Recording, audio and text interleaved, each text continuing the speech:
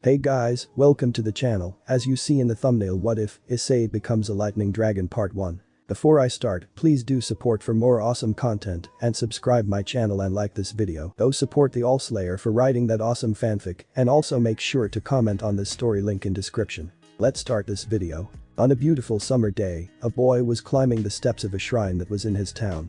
This boy was the 9-year-old Issei Haidu. He was about average height for his age, but even though he was 9, he looked fit and in shape. His hair was majority black in color that was a bit wild. The only part of his hair that wasn't black was a patch of his bangs that was blonde. His eyes were brown that matched his mother. He was climbing these steps for 2 reasons.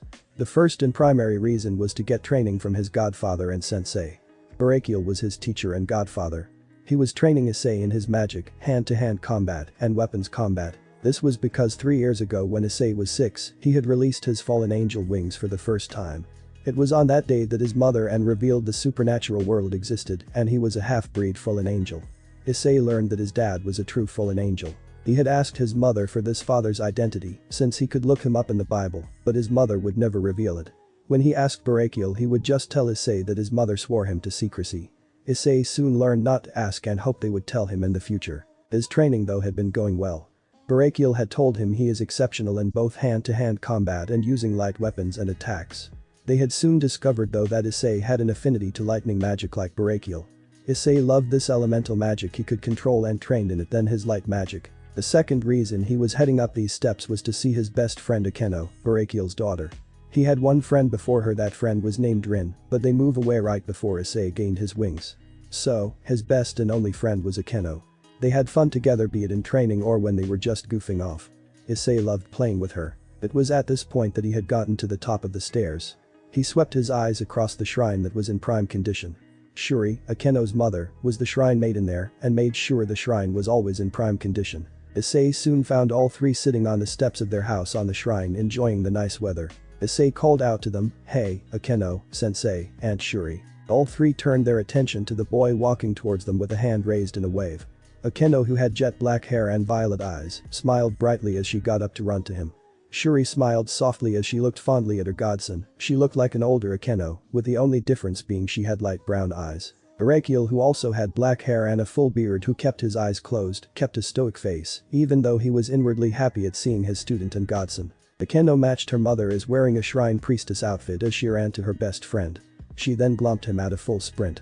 If it hadn't been for Barakiel's training, Issei would have landed on his back, but he was able to keep standing while holding on to the girl. What he couldn't see though was the blush on Akeno's cheeks from being held by her best friend and secret crush. "I've missed you, Ice-kun," Akeno said softly to him. "Akeno, it's only been a couple of days, you couldn't have missed me that much," Issei said with a small chuckle.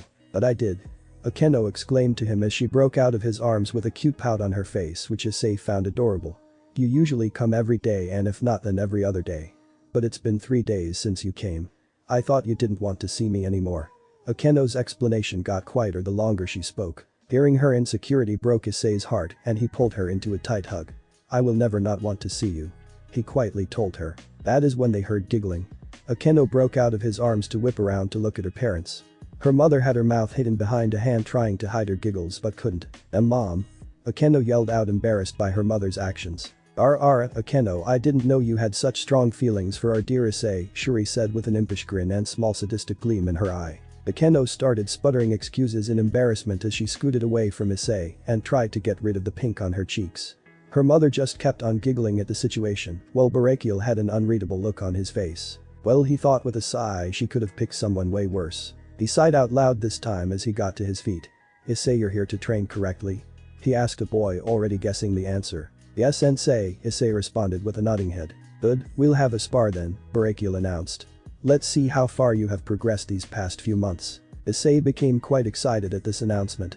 He as well wanted to see how much he had improved. Barakiel then turned to both his wife and daughter. "You two stay here, I want to see Issei go all out, and he can't do that with you two nearby," the fallen angel general explained. This got a nod from Shuri, but Akeno wasn't having it.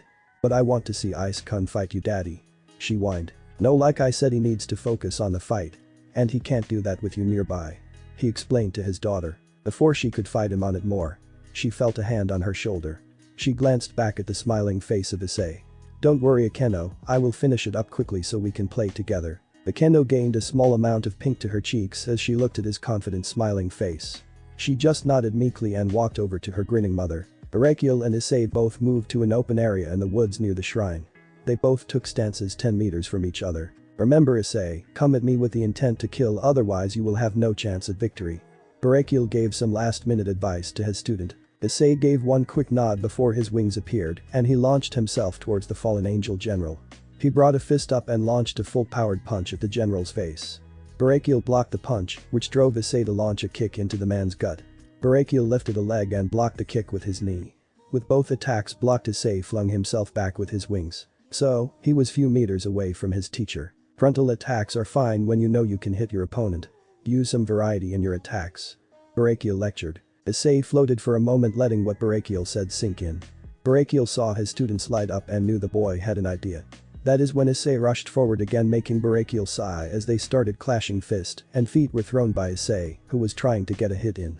Barakiel just kept blocking and countering every time Issei's attack left him open. Then when Barakiel leaned back to dodge a punch by Issei, a bright light appeared in Issei's closed fist, and a blade of light appeared, giving the boy extra reach. Barakiel's eyes widened at this and quickly kicked Issei away. Because of his surprise, he kicked the boy a little harder than he wanted to. This launched the boy back a few good meters. Issei coughed as he got back up to his feet. He had a grin though. Almost got you with that one. Barakiel laughed at that. Yes you did. Good job, misdirection is very helpful in battle. Remember, there are no fair fights. He informed the boy, who just nodded.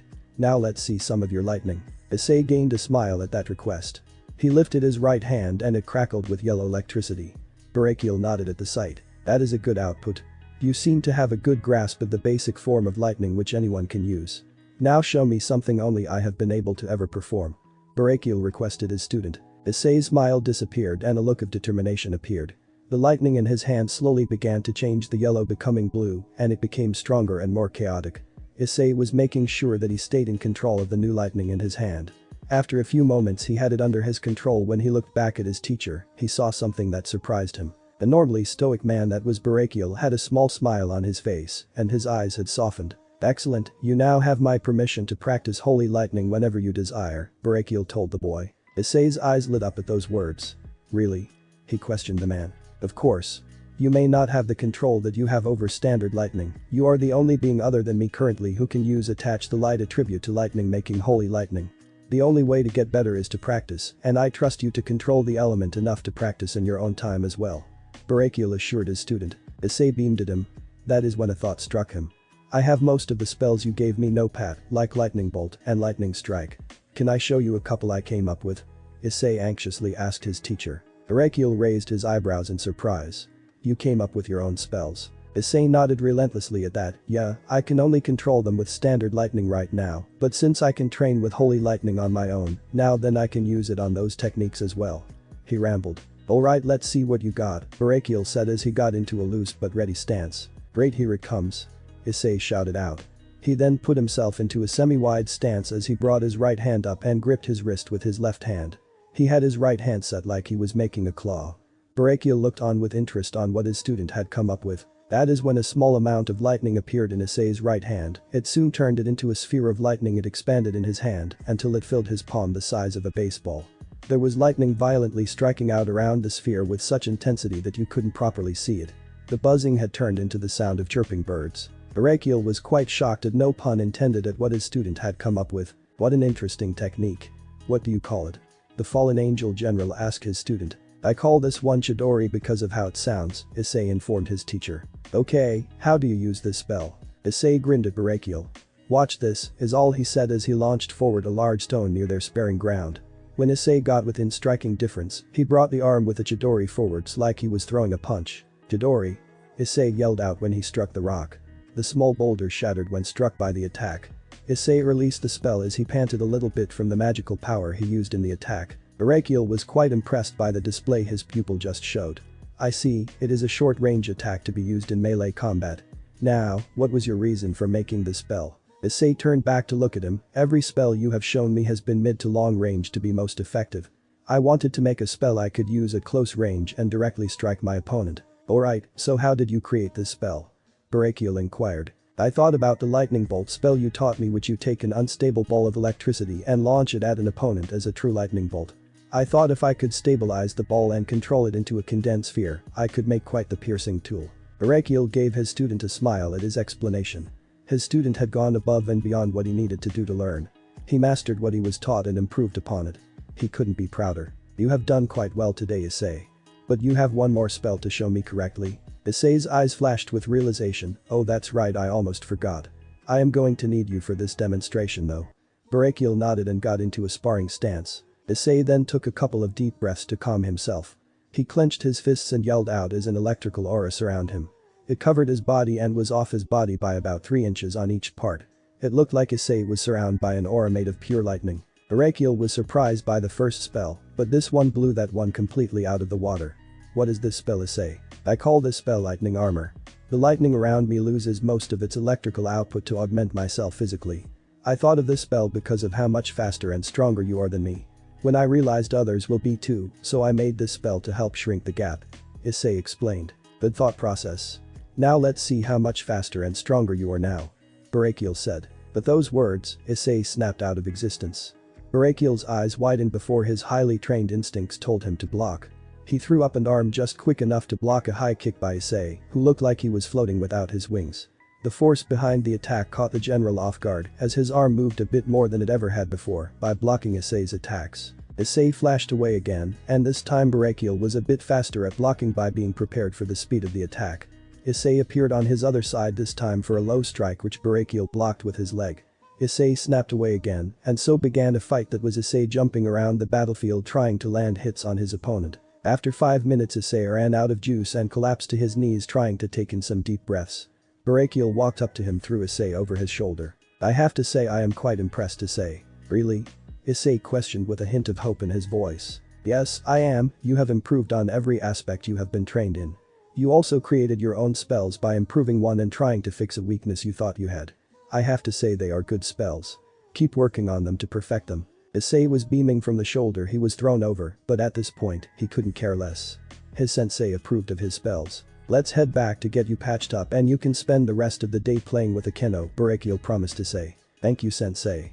Issei tiredly replied. 2 months later Issei was playing with a keno while his mom and Aunt Shuri were chatting. Barakiel was currently on a mission for the Grigori. Suddenly Issei felt as something was off. He stopped himself and the keno as well. He started taking in his surroundings. He didn't know what was going to happen, but he knew it was bad. The keno, he whispered, go back to Mom and Aunt Shuri. Something's wrong, I will see what it is, but you need to be with them. Issei said to her. She looked at him nervously. If something's wrong then I should stay with you in case you need help. She replied. No, that's too dangerous. I will be in the thick of things, I need you to be safe. Ice-kun before she could fully reply Issei wrapped her in a tight hug. She blushed at his sudden show of affection. Please Akeno, I couldn't focus if I have to worry about you. He slightly begged her as he held her in his arms. When he pulled back, he looked her in his eyes pleading. She finally nodded and ran away back to where their parents were. Issei watched after her until she turned out of sight. He sighed and started moving his body to prepare for what was about to come. He started walking out in the open near the front of the shrine. He only waited for a few moments before a group of 10 people appeared, all in white robes like they were shrine leaders. Who are you people and why are you here? Issei quickly questioned them. What's with the kid? No one said anything about another kid being here. One of them questioned as he looked to the one in front of the group who seemed to be the leader. Are you blind? This isn't some normal kid. Can't you feel the power coming off him? The supposed leader said while studying Issei, who stood in a relaxed fighting stance ready for anything. I asked who you were and why are you here, Issei said with a bit more force. Who we are doesn't matter to you, child. We are here for the traitor and their spawn. The leader spoke to Issei with nothing but arrogant condescending to the boy. Issei's eyes narrowed at that. He was aware of Shuri was on the outs of her family for falling in love with Barakiel. Looks like the Himejima clan wanted to finally do something more permanent about it. Well, if you want to get to them you have to go through me, Issei announced as his loose stance turned into a full sparring stance, his eyes scanning the group making sure that none were out of his sight. Listen kid, why don't you leave and forget this ever happened? One of the men next to the leader spoke, hoping to defuse the situation. Issei smirked a little at that, not going to happen. With his piece said, Issei released his wings and shot forward. He aimed for one who was unprepared. Has he created a spear of light? A memory of something's Barakiel said to him flashed through his mind. Remember Issei, in battle never hold back because your enemies won't. Issei, when I'm not around make sure to protect Shuri, Akeno, and your mother. With those thoughts in his mind, Issei solidified his resolve and hardened his heart. He was upon his target within the second and separated the head from his body. He then turned and launched the spear full force at the closest to the dead man. It went through his chest, and the second victim fell just after the first. The rest of the group were in shock at what they saw a child take out two of their group within 5 seconds and looked back at them with hardened eyes. The leader of the group was the first to break out of his shock at the situation. "You four kill him, the rest of us will deal with the traitor and the spawn." He shouted out his orders as the four closest to Issei nodded and put their attention on him. The other three grouped with the leader and headed toward the house. Issei growled out at this and decided he needed to hurry. He clenched his fists and yelled out, covering himself in his lightning armor. From his training with Brachial, he knew this increased his speed and strength by 10 times. He flashed out of existence, stopping the group in their tracks. He reappeared to the one closest to himself and sent a punch to the man's face, causing his head to explode. Before the body could begin to fall, Issei flashed away again. Within 15 seconds he had blown up another head, exploded one of the men's chest, and split a man in half. He then dropped the armor because of the stamina toll it has on himself. He launched to get to the house in time. He flew across the shrine as fast as his wings would carry him. By the time the group was in sight, Issei saw something that finally made him freeze.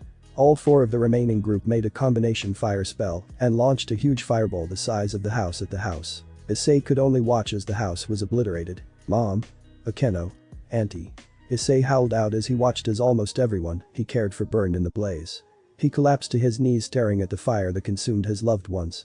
He felt his heart shatter as he filled with despair. This shout had alerted a group of men as they looked back at him with nothing but contempt. The leader steps forward again. "Don't weep for them, hybrid spawn, they deserve to die. The traitor, the other spawn, and your mother for breeding with a fallen angel as well.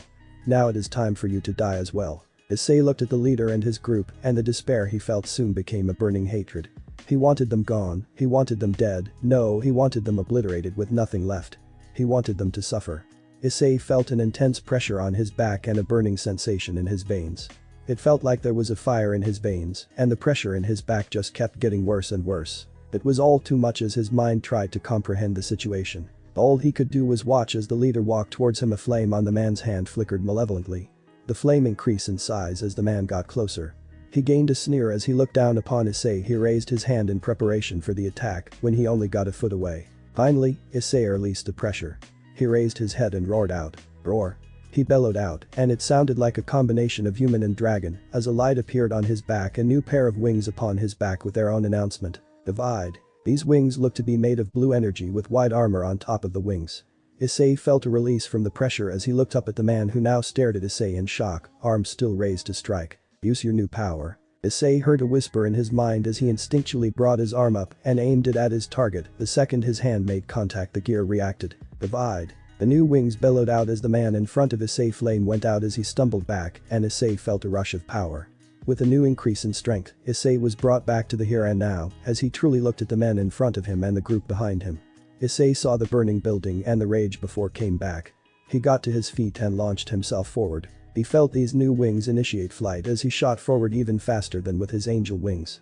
He landed a punch to the leader's gut, and with the force of the punch and Issei's charge, the man has launched 50 meters away and rolled to a stop and didn't move. Issei then looked at the group before him as he shot forward again.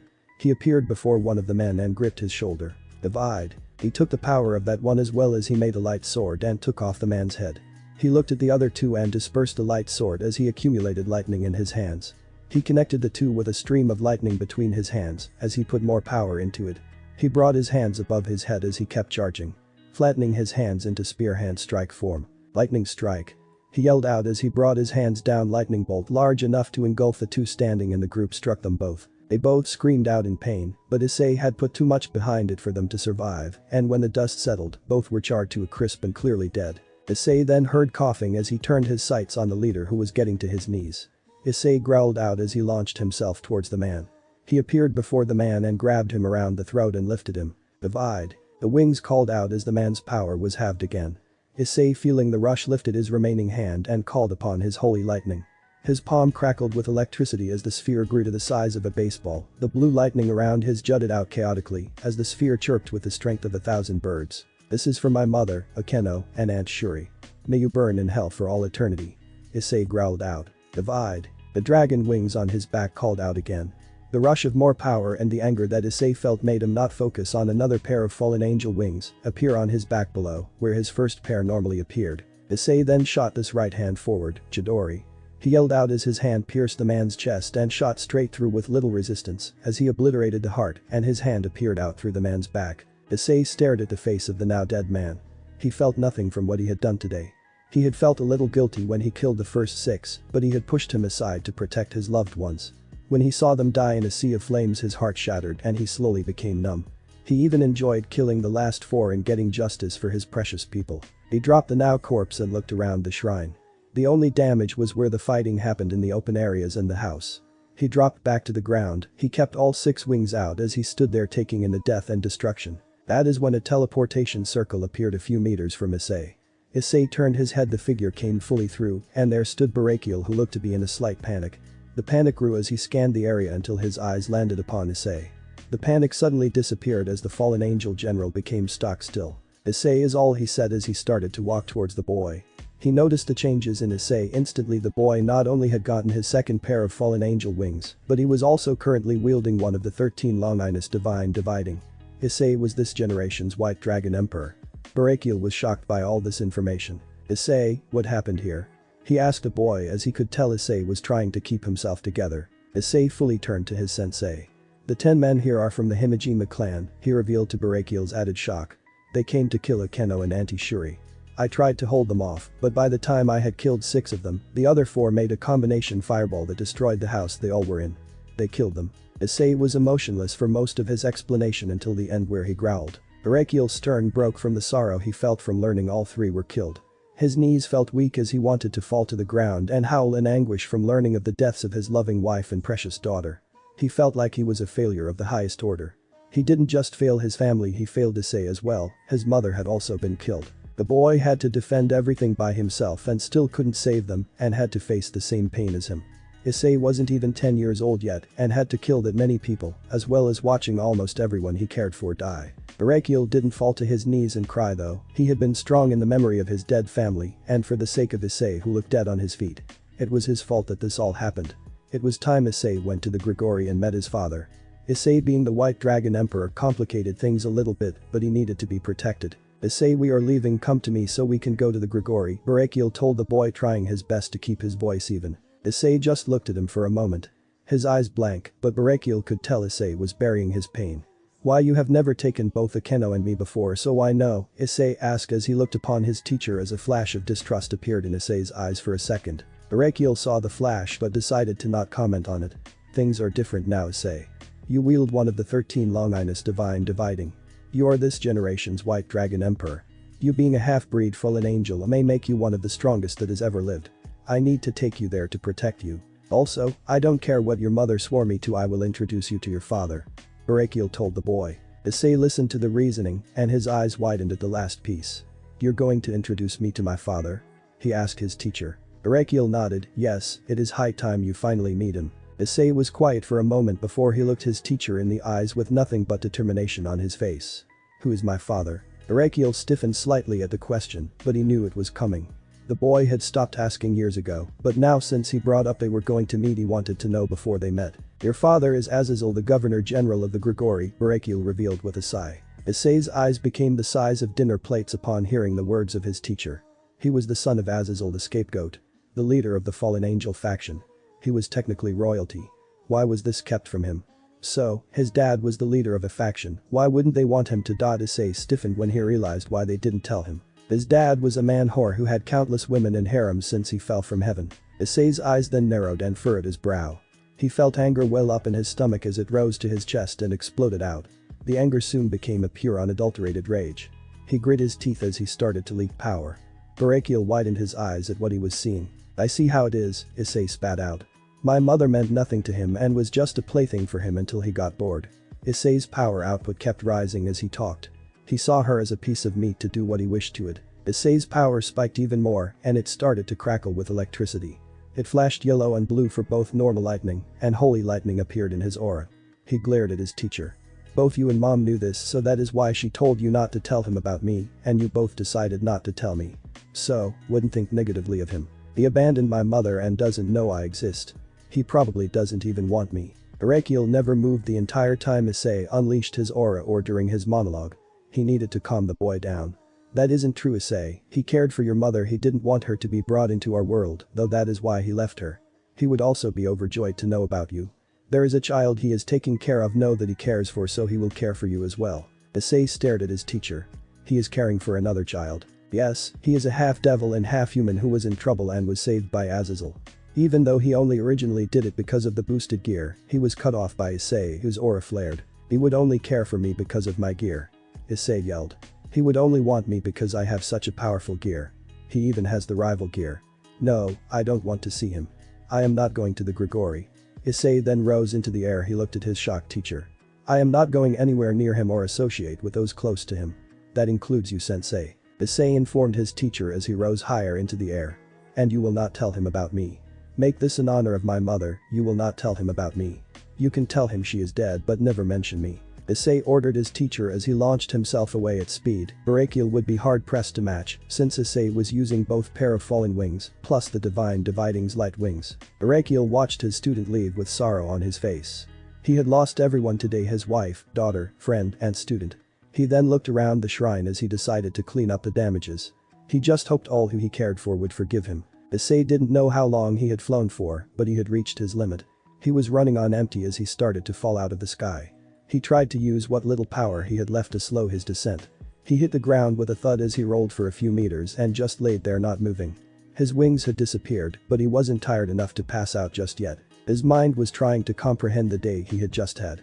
He had killed for the first time, he had watched those he cared for die, he had got a long scared gear, he had learned who his father was. He had been a rollercoaster of a day emotionally. His lack of energy started to catch up to him as he started to feel the pull of unconsciousness. Rest, partner, then we can properly meet. Issei heard the whisper again. He decided to listen to it again as it hadn't led him astray yet. As Issei fell asleep, a figure appeared in the clearing. They walked over to the boy and studied the now unconscious boy. The figure could feel the aura the boy gave off and knew the child was unique. The slow bent down and lifted the child into their arms as they carefully left the area as to not wake the boy. Issei looked down at his mom with a smile on his face. He was flying above her using his new fallen angel wings. He had only had them a week at this point, but he enjoyed the ability to fly more than almost anything. His mother was watching him with a small smile on her face. Her auburn brown hair was in a high ponytail as she wore casual clothes, watching her son have fun flying about. Her warm brown eyes shone brightly. She was happy seeing him so happy with his new wings. She had worried about what his reaction would be, but instead of fear and abject horror, he was excited and joyful about his wings. Her train of thought was broken when her 6-year-old flew into her arms, giving her a large hug with a big smile on his face. I love you, mommy. He said to his most favorite person. I love you too, honey. I am also happy you like your wings so much. She said to him with her own smile. Like them? No, I love them. He exclaimed to her. When watching those hero shows and seeing them fly, I thought that was so cool. I wanted to fly like them too, and now I can. He explained to her with a smile on his face. I am just glad you are happy to hear. Remember, I will always love you. She said as she started to fade. Mom, what's going on? Issei began to panic. His mom had disappeared from his arms and the world started fading. He looked around and their old house disappeared and now he stood on a shrine and it was on fire. There were bodies everywhere, many missing heads or other parts of their bodies. Issei looked around taking it all in and soon a face appeared in front of him. The man was close and when Issei looked down his arm was sticking through the man's chest. Issei's eyes widened by this fact as he quickly pulled his arm out from the man as the body dropped to the ground. Issei was panicking. He was trying to keep his breathing under control as he tried to look for his mom but couldn't find her. He looked at the burning building and realized she was in there as he ran towards it. The building exploded. Mom? Issei howled. Issei. Issei shot up from bed panting. He was covered in sweat as he tried to get his breathing under control. He took in his surroundings and saw he was in his room for the past 8 years since his mother's and his other precious people's deaths. He had finally got this breathing under control. Are you alright now? Albion asked his partner and friend. Yeah, I think so, thank you for waking me. He told his friend. It is no problem, Issei, we are connected and when you suffer I do as well. Another nightmare about your mother? Yeah, another one, Issei said as he glanced at his clock and saw it was 7 in the morning. He decided he should get up. He rose from his futon and stretched. He had grown quite tall over the years and reached 6 feet in height. He had a firm muscular build that mixed strength and speed, so he wouldn't be lacking in either. His majority black hair fell to his shoulders wildly. The small part of his bangs that was blonde fell in front of his face, think old man Zangetsu. His face lost its baby fat and became sharp with a strong jawline. One of the biggest changes would be his eyes, they now are a sharp royal blue. He then walked into the bathroom with a towel over his shoulder. It's been 6 years, but I can never get over my eyes, Issei said as he looked at himself in the mirror. When you gave up your humanity you knew there would be changes. Albion responded to his host. Yeah, I know. You took my heart which affected almost everything physically about me. Including my blood, muscles, skin, brain, eyes, and such. It got rid of my humanity leaving me a hybrid yes, but a fallen angel and dragon hybrid. Issei said as he started to wash off his face. You do remember you are only the second being alive with that genetic makeup, right? Albion inquired. Yeah I know, the first was Samuel, but he is imprisoned, so it is not like I am ever going to meet him, Issei said nonchalantly. You are correct, but the difference between you and him is that you voluntarily made yourself half dragon, while he was cursed by the god of the Bible. True, maybe that's why I didn't go crazy, Issei said with a smirk as he wiped off his face. Albion chuckled at that comment, the jury is still out on that one partner. Now that was just rude, Issei said with a widening smirk. Before Issei could say anything else though there was a loud knock on the bathroom door. Issei, Mom said it is time for breakfast. A childlike voice came from the other side of the door. Alright, I'll be there in a minute, Issei called back as he heard the footsteps retreat away from the door. He then gave himself one last look in the mirror before he walked out of the bathroom. He walked down the hallway and came to the dining room, where he found almost 3 matching people. The first his eyes fell upon was a little girl who looked no older than 12, who had golden blonde hair with matching fox ears on top of her head. She had golden eyes and wore a white and red shrine maiden outfit. This was Kunu Uzumaki, his adoptive little sister who sees Issei as her cool Nai-chan. The next person Issei's eyes landed on was a very beautiful woman who also had blonde hair and golden eyes. Her attire consists of a yellow kimono, a golden obi, and wore a black pelt with gold skulls and lines printed on it. The kimono features a wide interior and it is open at her shoulders. This showed off her ahem very large chest ahem dot. Her hair was held back by a traditional hair ornament with 6 golden bira kanzashi and several red kanzashi. This was Yusaka Uzumaki, one of the 2 great 9-tailed foxes and one of the 2 leaders of the Japan Yakai faction, also one of his adoptive mothers. Finally, the last person at the table was a man who only stood 1 inch taller than Issei at 6'1". The person had spiky blonde hair and blue eyes that were just a shade lighter than Issei's. This person was wearing a bright orange kimono with a black sash across his waist. He was wearing a body-length short-sleeved red haori with black flames across the bottom. This person is the one and only Naruto Uzumaki, husband to Yusaka. He is the other leader of the Yakai faction and one of the only male 9-tailed foxes that had ever lived. He is also stronger than her. She could fight off a powerful ultimate class devil, while Naruto could fight off both Surzich's Lucifer and Ajuka Beelzebub at the same time without too much trouble. It is because of this fox that the Yakai of Japan had come into prominence over the past half-century or so. No one wanted to go against Naruto's power. The Shinto pantheon had even made a pact of non-aggression with the Yakai just to appease Naruto. The devil and angel factions were in talks to have a full alliance with them. The first step was the non-aggression pacts which were made with 2 arranged marriages. So, in total Issei has 3 adoptive mothers. This would be Issei's adoptive father and savior after Issei passed out the day of his real mother's death. They all turned towards Issei as he walked into the room. Yo, as all Issei said as he rose a hand in greeting. Kunu beamed a smile at him, while Yusaka gave him a motherly smile. Issei then felt his danger sense spike as he quickly dodged a flying kick from Naruto who was sailing through the air. Issei quickly gripped his face and slammed him down to the ground. What the hell, old man? Issei growled at his adoptive father. What kind of parent attacks their own kid? You have gotten quite good, my son, Naruto groaned out with a goofy smile on his face. There is nothing left to teach you. Issei sighed out as it gained a serious face. He reared his leg back and booted his adoptive father across the room. Naruto flew through the air and was launched straight through the wall with a crash. Kunu was giggling like crazy over the violence caused by her big brother and father. Yusaka just sighed out in exasperation with a small smile on her face. She loved both her boys dearly, but they caused more damage than needed. I'm just glad I don't have to deal with your bullshit anymore, Issei said as he took his seat at the table. Yeah, daddy is quite dumb, isn't he? Kunu asked while still giggling away. Yusaka, my beloved. Our children are bullying me. Naruto flew back through the hole he made in the wall as he launched himself into his wife as buried himself in her chest crying hysterically. Oh, hush now, she scolded him, but with a small smile on her face. You caused this, now man up. It is Issei's last day here for a while now, is it not? Thanks for watching this video. If you really enjoy this video, like, subscribe and comment down below and turn on that bell notification. Don't forget to support the AllSlayer for writing that awesome fanfic and also make sure to comment on this story. See you in the next video. Goodbye.